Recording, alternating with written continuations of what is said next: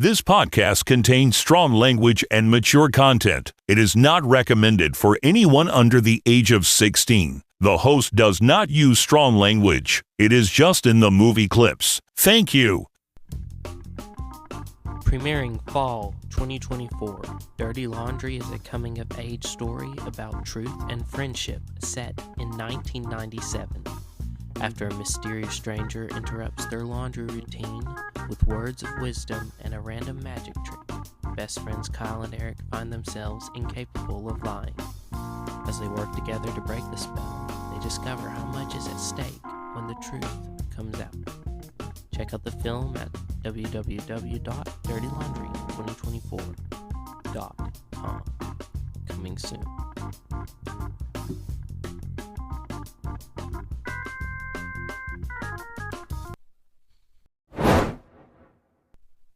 They should have warned us that there was a danger of running out of pecan pie. It's the Heartbreak Kid.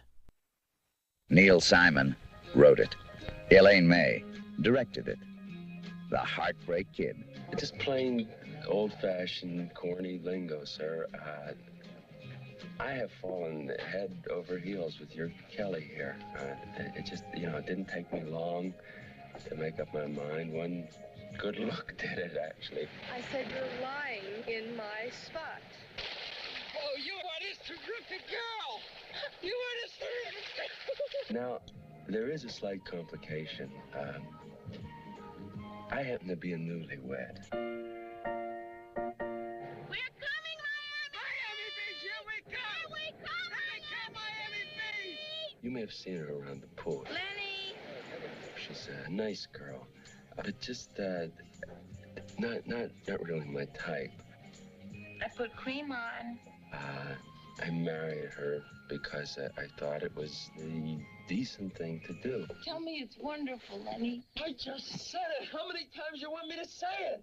If you wouldn't keep asking me so much, you would have heard me say it. It's my plan, just as soon as I work out this messy business here, to follow you out to Minnesota. The current temperature in Minneapolis is 3 degrees below zero.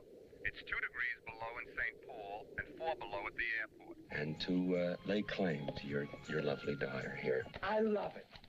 I love it.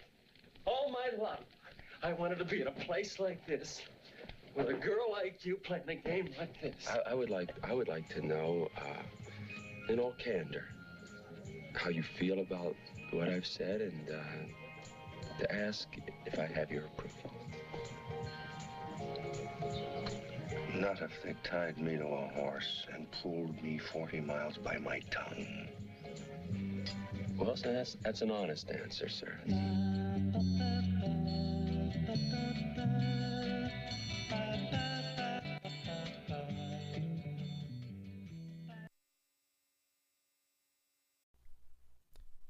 Hello and welcome to Re-Watchability, podcast where I, your host, talks about his favorite thing, movies. I don't know why I'm referring to myself in the third person, but I just did. The film I'm discussing is an underrated classic directed by Elaine May and written by Neil Simon, adapted from the a short story by Bruce J. Friedman.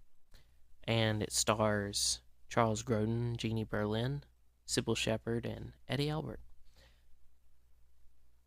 It's an incredible film, and I believe all should see it, so hopefully I can do it justice by breaking it down and talking about my favorite scenes and why we should watch it. It's 1972, and we are having quite the year. World champion Boris Spassky and U.S. champion Bobby Fischer have their long-awaited chess match. The 1972 Summer Olympics are held in Munich.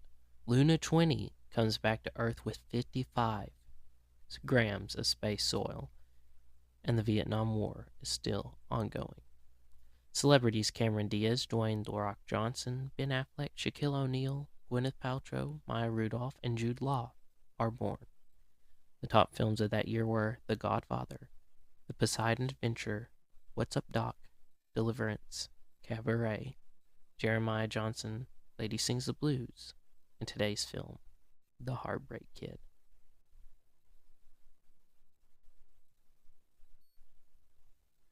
In New York City, after a short courtship, emotionally shallow, self-absorbed Lenny Cantrell, a sporting goods salesman, is married to Lila, an earnest young woman who expects long-term emotional commitment from Lenny. During their honeymoon in Miami Beach, Lenny meets and pursues the beautiful but shallow Kelly Corcoran, a college student on holiday with her wealthy parents. When Lila is severely sunburned, Lenny quarantines her to their hotel room while he engages in a series of rendezvous with Kelly. Lying to Lila about his whereabouts and making outlandish stories to explain why he was late, Lenny tells Kelly that she is the woman he has been waiting for all his life, and that he just timed it wrong. After meeting Kelly several times over the course of only 3 days, Lenny impulsively ends his marriage in order to pursue an indifferent Kelly, leaving Lila heartbroken after only 5 days of marriage. Lenny follows Kelly to her parents' home in Minnesota, where he tells Kelly he wants to marry her, to which Kelly responds that she is flattered and already has a boyfriend. A little later in Lenny's car, the two kiss. Lenny continues trying to impress Kelly, but her resentful and protective father stands in his way. Following an awkward dinner where Lenny innately praises Midwestern produce as having no deceit, Mr. Corcoran tells Lenny he sees through his ploy and offers him $25,000 to leave. Lenny angrily refuses and soon marries Kelly. At the reception, Lenny engages in fairly mindless conversation with several of the guests, one of whom owns a company that manufactures tear gas, which Lenny says there's a lot of money in. He's reduced to quoting cliches to two uncomprehending children, and is left alone as the party continues around him. This film has one of the most unlikable characters I've ever seen in my entire life. Lenny Cantrell, portrayed by Charles Grodin. There are two films that are in the same spirit as The Heartbreak Kid, and they are The Graduate and Muriel's Wedding, but the two leads of each film are more sympathetic than Lenny is in this film. Lenny just makes my blood boil. He is a man who doesn't know what he wants, and because he doesn't know what he wants, he damages everyone around him. And I feel like as soon as, like a month into marrying Kelly, he's going to divorce her just like he did Lila, because he doesn't know what he wants. He's very impulsive, and his impulsiveness gets him in trouble. But also, Kelly is as unbearable as Lenny is. And it's not the acting that Charles Grodin or Cybill Shepherd do, because they are fantastic actors. It is the way their characters are written, and I think their characters are written so terribly. And I have not read the short story, so if he's that way in it, I don't know who thought. And people consider this a comedy. It's not really a comedy. People consider this a romance. It's not really a romance. It's more of a dramedy, and I put drama first because it is more rooted in is more grounded in reality than it is the absurdity. And sure, Jeanie Berlin and Eddie Albert have some funny scenes, but they are as grounded in reality as the characters of Lenny and Kelly. So, to give you a good look at what our characters, well, I say look, but you're listening. To get an idea of what our characters are like, I'm going to break down, we're going to listen to some scenes. If I can get the words out, I promise I'm not having a stroke. There's a scene that's about to come up where Lenny and Lila are on the road and they stop and get lunch. And it really shows the color, like the true meanings of the hearts of our characters. That's what I was trying to say. I call the scene egg salad sandwich and a chocolate milkshake. Burger and a Coke, please.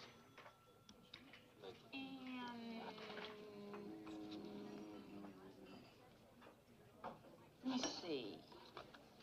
I'll have double egg salad on toast and a double chocolate shake. Double chocolate shake, right?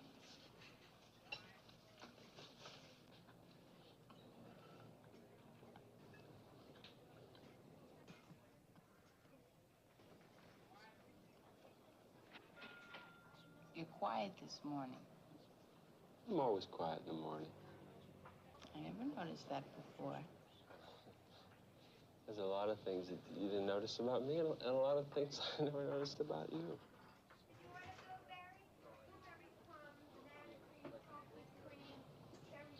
Lenny, look. You gonna see us in 50 years? That's gonna be us. Isn't it, Lenny? Excuse me. Hi. Excuse me.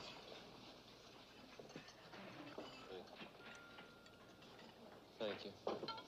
Thank you.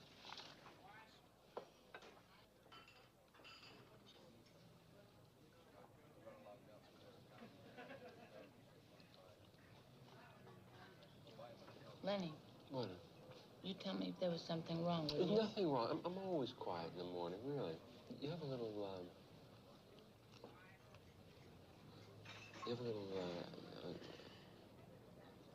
little egg salad on your face.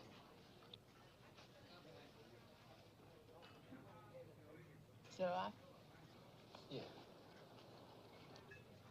We'll call home tonight, okay? Yeah. I told Mom. Sure. Oh, man.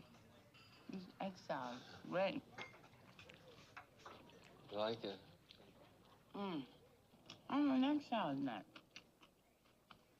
That's another thing that you're gonna have to get used to.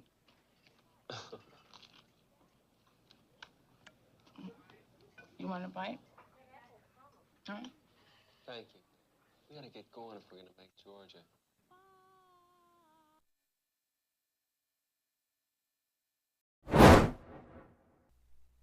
The next scene is when we get introduced to Kelly. Lenny is lying on the beach, found an empty spot, and just to get a visual of what it looks like, Cybill Shepherd. Her face is kind of cast in shadow, and she has a halo of sun around her. And then when the camera focuses in on her, she looks like an angel. But that's just all surface level. Underneath, she is shallow and kind of heartless. But this is a good introduction and really what sets off the entire events of the film.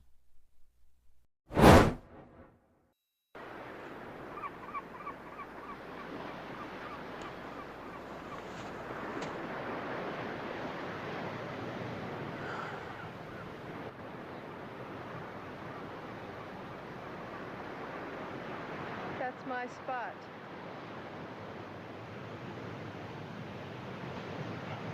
What? Excuse me? I said you're lying in my spot.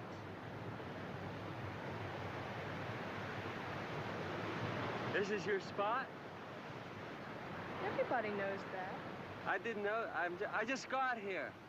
I didn't. I'll move. I just got here.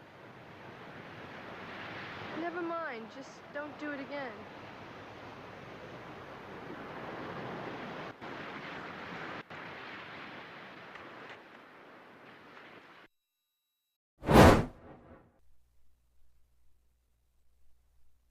Lila is sunburnt. You've already been out an hour, and that's a lot the first day. I know when I've had enough.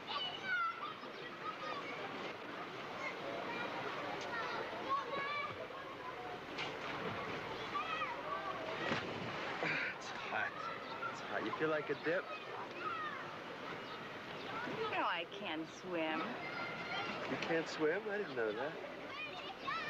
You did too. How would I know that? I've never been to the beach with you. Well, I guess that's another thing you just found out about me. Hey! Oh, I'm so sorry. Did I get you wet? Oh, no, that's okay. Oh, I'm really sorry. That's okay. I didn't mean to.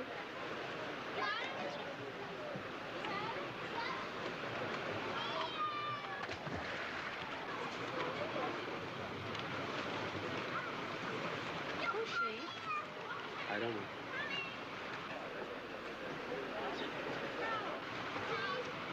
Is she staying here? I don't know. Think she's attractive? No.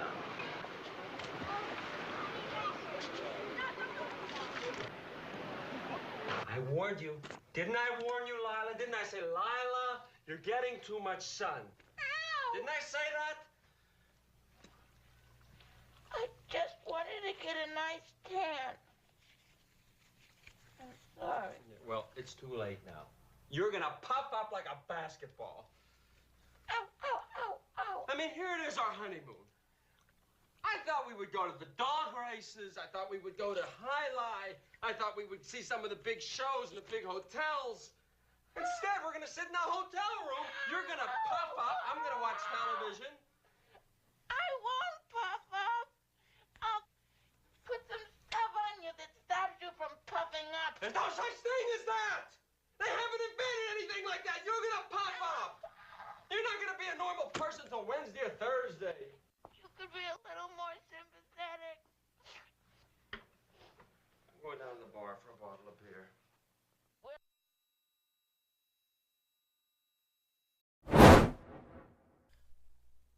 Lila post Lenny and Kelly meeting decides she's gonna go sun tanning without sunscreen on and get severely sunburnt. It's a funny scene. I think it is. Jeanie Berlin absolutely steals every scene she's in. And it really starts to show Lenny's true heart and how he feels about being married to Lila, and if he's going to go through with trying to see Kelly. Pecan pie. This scene's great. It shows Lila had gotten over her sunburnt incident, and Lenny is just really trying to resolve her feelings of him being gone a lot, and so he tries to let her down easy by taking her out to dinner and making her feel nice and everything, and it doesn't really turn out as planned. Pardon me, sir? I'm afraid we're a little late with the pecan pie. Chef tells me we ran out about 10 minutes ago. Would you like to order something else? Wait a minute. What are you joking? How's that? No pecan pie? Sorry, sir. No pecan pie? Lenny, what are you doing? Do I... I mean, the main reason we came here is for the pecan pie. Oh, that's all right, Lenny. No, it's not all right. I mean, they should have said that to us at the door. I mean, they should have warned us that there was a danger of running out of pecan pie. Well, there is one small piece left in the kitchen. Would you want that one piece? We also have some excellent blueberry pie. I mean, we drove all the way from New York. Listen, take it. Take the pecan pie. We can share it. I don't want to share it. I promised my wife the pecan pie. I want you to bring the pecan pie for my wife. I promise. Just bring me some coffee. No blueberry pie? What do I want any blueberry pie for? Yes, sir. It's not a reject, is it? I mean, it's a perfectly good piece of pie, right? Yes, sir. It really bugs me. No, I mean, I've been talking about that pie as far back as Virginia. If I'd have given him $10, you'd have a piece. Lenny tells Lila that he doesn't love her. The scene is sad. We grow so attached. As a viewer, I grow attached to Lila, played by Jeanie Berlin, from the minute I see her, because she is so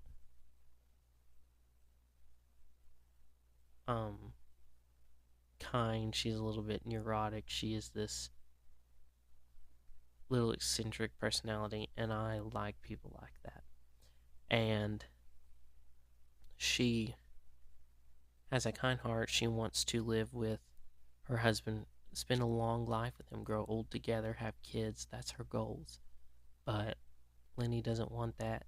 And now that he knows he wants Kelly, he's going to drop the book. I think I know what you're trying to tell me. Look, I didn't want it to happen. I didn't plan it. You're good. You're good. You deserve better than me. You deserve much better than me. I didn't want it to happen. I didn't plan anything like this. Oh, Lenny. Oh, Lenny. Oh, my God, Lenny. Oh, Lenny, you're dying. Oh, Lenny, you've got something and you never told me. Oh, Lenny. I'm not dying. Who said anything about dying? I want out of the marriage. I want out of the goddamn marriage.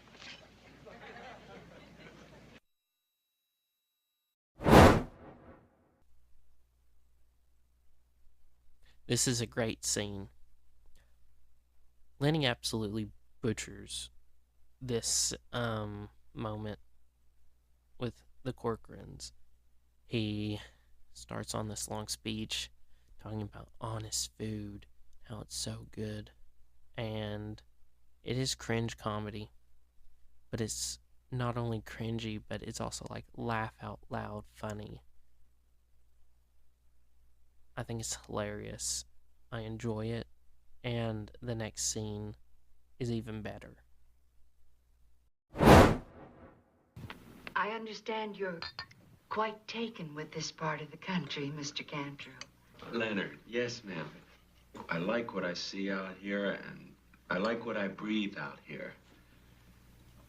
And I've just about made up my mind that I'm going to make this my home. Oh, well, from what I've seen, I'd say you're a very determined young man. I take that as a compliment, Mrs. Corcoran.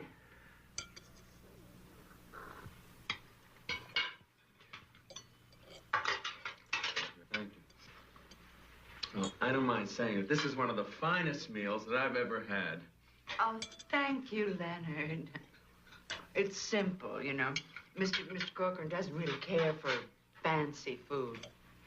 Though I imagine you've tried just about every kind of exotic dish in New York. Exactly. See, that's the trouble. It's exotic, but it's not honest.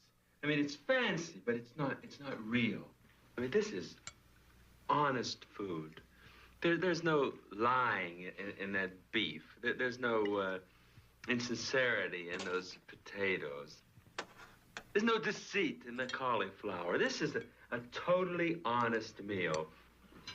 You don't know what a pleasure it is to sit down this day and age and eat food that you can believe in. Oh, what an original way of putting it. Leonard's so positive, isn't he, Mother? Who does he remind you of when he's so positive like that? Who, dear? You know. Oh, yes. goodness, why didn't I notice that? Oh, of course.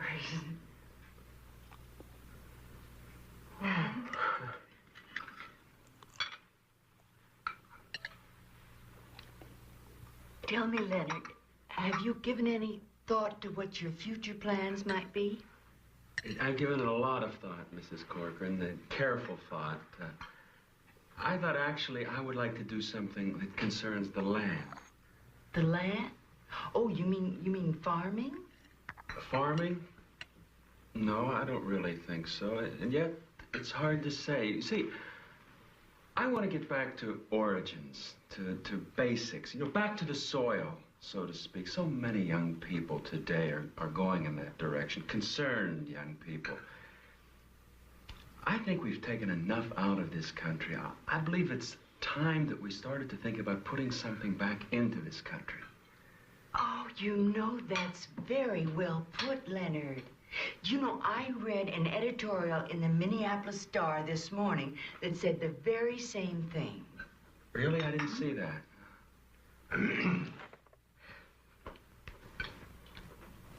Can I get you something, Dwayne? No, thank you. I wonder if you ladies would allow Mr. Cantrell and I a few moments alone. Hmm? Oh, yes, of course, certainly. Mr. Cantrell?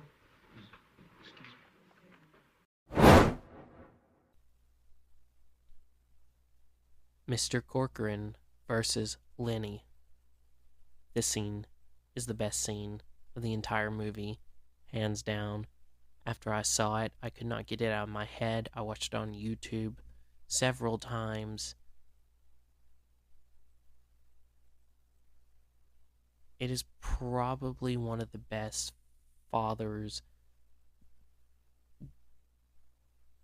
portrayals of a father defending his rights to refuse a man to marry his daughter. And he has great reasons. One, Lenny was a newlywed for 5 days, divorced, hunting after his daughter. If I was Mr. Corcoran, I would not let Lenny marry my daughter. He's very valid in this scene. He picks Lenny apart, chews him up, spits him out. It's incredible.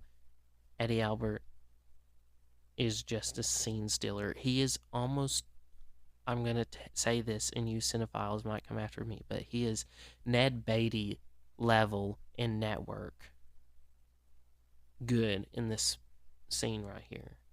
It's fantastic.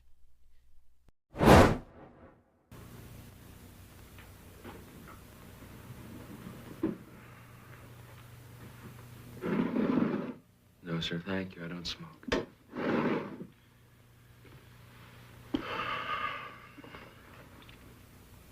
Leonard. Sir. I was very quiet at dinner tonight because I was listening. I'm in the banking business, and I'm called upon to have many business dinners. I find I can tell more about a man by listening to his dinner table conversation than by reading all the books and the records and the balance sheets in the world. I heard everything you said. Your feeling about the big cities, the clear air out here, the honest food, getting back to the soil. And I will tell you, quite honestly, I was very impressed. I'm very glad to hear that. Oh, I was very impressed. And I think I can also say, quite honestly, I have never heard such a crock of horse shit in my life. Sir? There's no deceit in the cauliflower. Where do you get ideas like that? They just come into the New York head of yours? I was merely trying to impress the fact that it was a pleasure to see through you. You don't think I see through you? You could wear 2 wool sweaters and a raccoon coat. I'd still see through you. I've never once tried to misrepresent myself or deceive anybody. Leonard, you think you're quite determined, don't you? You think once you get your mind set on something, that's it. Leonard, You don't know what determination is. I eat determination for breakfast. You want to see a brick wall? You're looking at a brick wall. I'm very sorry to hear that, sir. Did you honestly think you could come out here and wise guy yourself a girl like Kelly? Now, maybe you wise guyed that football player away, but this is my baby you're talking about. Nobody wise guys away my little baby. I have nothing but the deepest respect, love, and feelings for... You want to talk figures? All right, let's talk figures. You tell me your figure, I'll tell you I mine. don't understand. What do you mean, money? Is that what you're using? 5. How does 5,000 grab you? I'm shocked.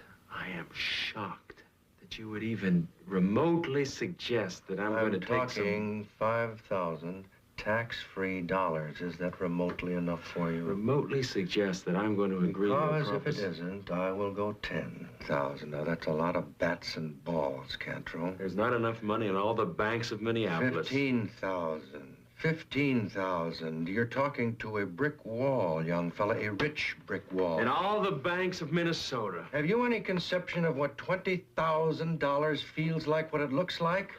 In all the banks of the United States of America. I'm talking hard cash, goddammit! Cold, hard American currency, 25,000 goddamn dollars.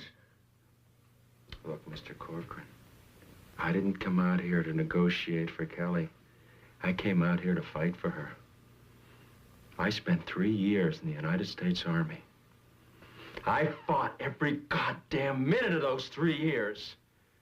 Unfortunately, not overseas because of a minor back injury.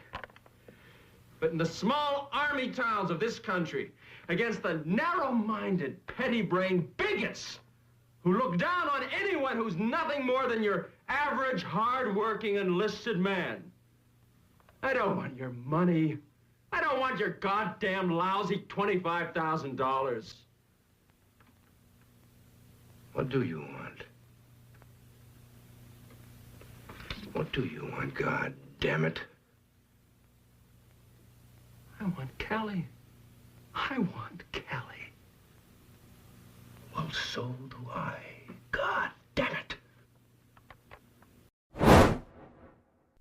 Fun facts. In his 1989 autobiography, It Would Be So Nice If You Weren't Here, Charles Grodin recounts that Neil Simon repeatedly asked for actress Jeanie Berlin to be replaced because he did not find her pretty enough, not realizing that Berlin was the daughter of Elaine May. The film is rare in the Neil Simon canon that it is not based on one of his plays, nor is it from an original screenplay by him. It's an adaptation of another writer's work.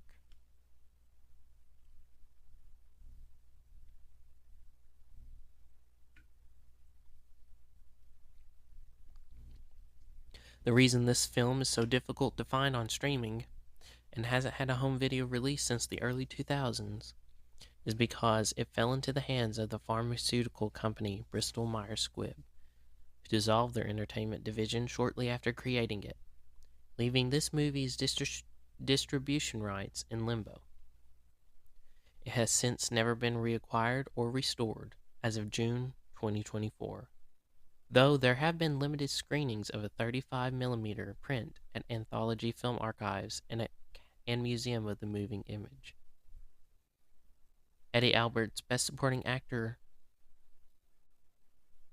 Oscar-nominated performance was the only one in the category, not in a Best Picture nominee that year. I cannot talk. The film is ranked number 91 on the American Film Institute's 100 Years, 100 Laughs list of the funniest American movies ever made. I've seen funnier movies. I'm just going to go on a tangent. Like I said, this movie is a dramedy, not a comedy. Since that list had been released, there have been funnier movies that have came out. Yes, I know this film is a piece of film history, and If anything, I think this film should be on the AFI 100 Years, 100 Movies. I don't care if it's not a well-known movie. This film is incredible. And I believe everyone should see this film. It's included among the 1001 movies you must see before you die. I agree. Everyone should go see this. The remake of this movie, The Heartbreak Kid 2007, starring Ben Stiller, was made and released around 35 years after this film. I am very critical about remakes, and that one just sounds like a bad one. And I love Ben Stiller. I love Reality Bites. I love Madagascar. I was a child once. I love There's Something About Mary. That movie's funnier than this, and I'm pretty sure that movie is funnier than the remake of The Heartbreak Kid. But this movie does not need to be remade at all. It's a classic. Don't touch it. Great quotes. This is honest food. There's no lying in that beef. There's no insincerity in those potatoes. There's no deceit in the cauliflower. This is a totally honest meal. Mr. Corcoran, you don't know what determination is. I eat determination for breakfast. It's a great quote. I'm going to have to use that. And the last one, Mr. Corcoran, stay away from her. I don't hand out my daughter to newlyweds. And I would say the same thing if I was a father. Now into the Oscars. The Heartbreak Kid has 2 Oscar nominations and 0 wins. That is absolute shame. But this is where I'm going to drop some hot takes, I guess. It was nominated for Supporting Actor for Eddie Albert and Supporting Actress for Jeanie Berlin. The Supporting Actor nominees that year were Eddie Albert in The Heartbreak Kid, James Caan, Al Pacino, and Robert Duvall in The Godfather. And the winner that year was Joel Grey in Cabaret.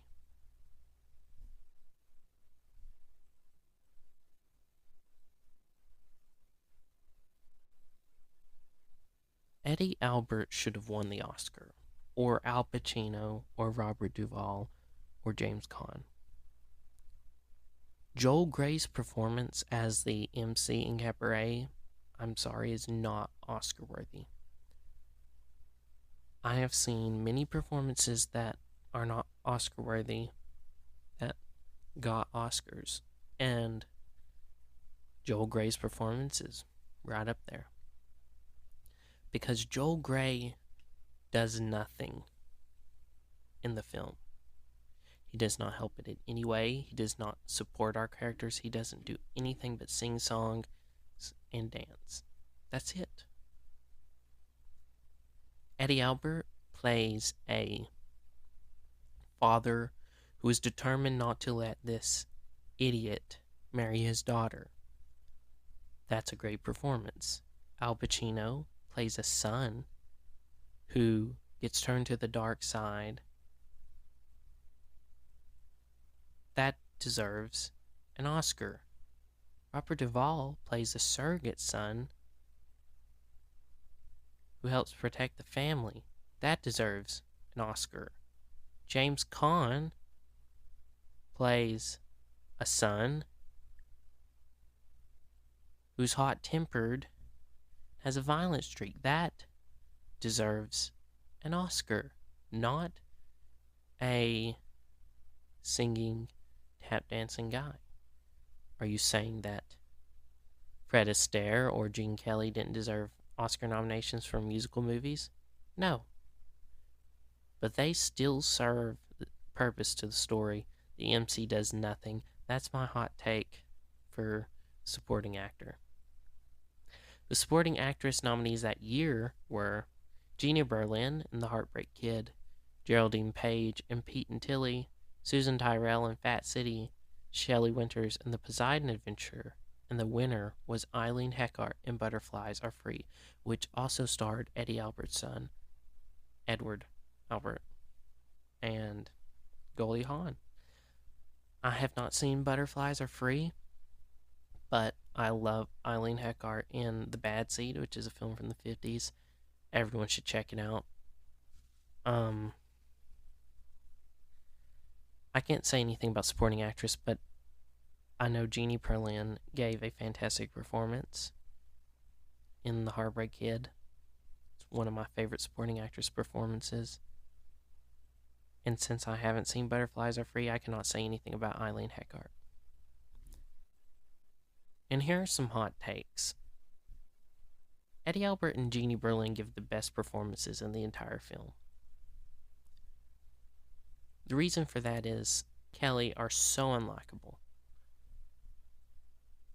And their characters aren't written in a way that we should sympathize with them. But Eddie Albert and Jeanie Berlin's characters of Mr. Corcoran and Lila are written to where we do sympathize with them. I feel like if Neil Simon had just shown us a little bit more of Lenny and Kelly's hearts, we would have felt more empathetic towards them, but because they are both trash human beings, I'm not happy with them. And I also feel like there's a little, I don't know, I'm probably like contradicting myself what I said earlier in the episode. They're kind of lacking a little something that's not making me sympathize with them. And I'm probably butchering what I'm trying to say, but if you watch the movie, you could probably understand what I'm talking about.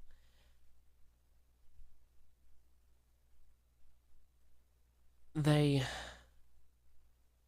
don't, they're so hard to sympathize with because they're so cold, and I feel like if they were played a little bit warmly, they would have been good performances. But Eddie Albert and Jeanie Berlin have an edge on them, and they deserve their Oscar nominations for that as well. And that's the episode. I hope you enjoyed it. I hope you watched The Heartbreak Kid. If you cannot find it on any streaming, I'm sorry, I might get in trouble for this, but go to YouTube, search up The Heartbreak Kid 1972, watch it. It's incredible. Or do what I did, go to eBay and order the oldest DVD you can find of this film and enjoy it and cherish it, because this film is too good not to be seen. And you can tell this film is kind of an inspiration on When Harry Met Sally, and you can tell this film is also kind of inspired by The Graduate as well. And this is a great, great companion piece, like I said earlier, with The Graduate. If you're watching The Graduate, watch The Heartbreak Kid after. If you're watching The Heartbreak Kid, watch The Graduate after. Do not watch the Ben Stiller version.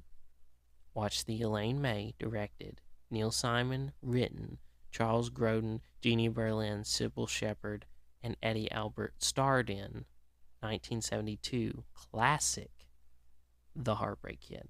That's the one you need to watch. Coming next week on the pod is Peggy Sue Got Married. This is another movie with weddings. And the week after is Jim Cameron's 1994 classic starring Arnold Schwarzenegger and Jamie Lee Curtis, True Lies. I cannot wait to talk about that one. Cannot wait to rewatch that one as well. I've seen it too many times to say. And capping off this month is Gus Van Sant's film To Die For with Nicole Kidman. Pretty great month. And September, we're also having a movie draft on the pod. Don't forget to like and subscribe to the pod. Follow the pod on Instagram at Mystery Watchability Re-Watchability_69, where every Saturday, whenever the Cinephile game comes in at 9 p.m. Central Time, we'll be having live Cinephile games. There'll be movie drafts. I'm trying to get a Patreon set up. And there's a lot of content on the Insta page. You should check it out. So without further ado, peace out. This episode was recorded, produced, and edited by Izaiah Shu. For more content, you can find the Instagram page at Mr. Re-Watchability_69.